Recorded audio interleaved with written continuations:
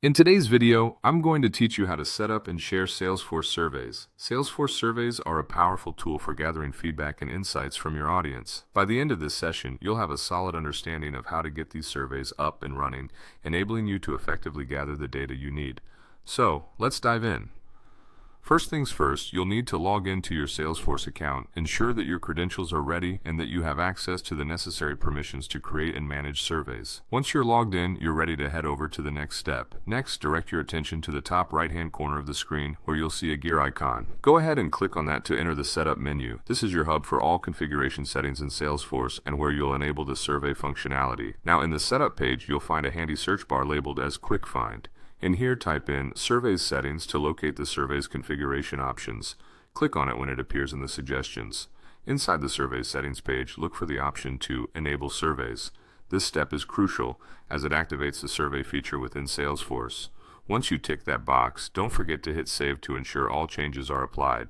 With surveys now enabled, your next stop is the App Launcher. The App Launcher can usually be found in the top left corner of your screen and typically looks like a grid of 9 dots. Click on it and search for Surveys to access your survey tools. This is where you'll create and manage your actual surveys. Once in the Surveys section, you'll see a list of any existing surveys you might have. To proceed, click on the survey you want to set up or share. If you're working from an existing template, you'll want to make sure you open the latest version.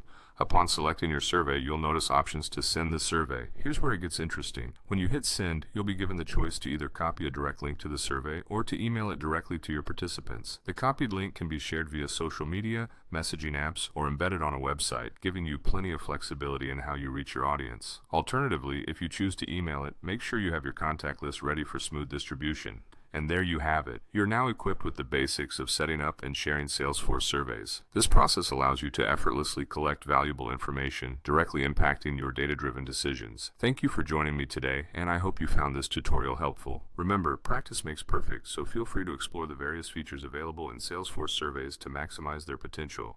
Until next time, happy surveying.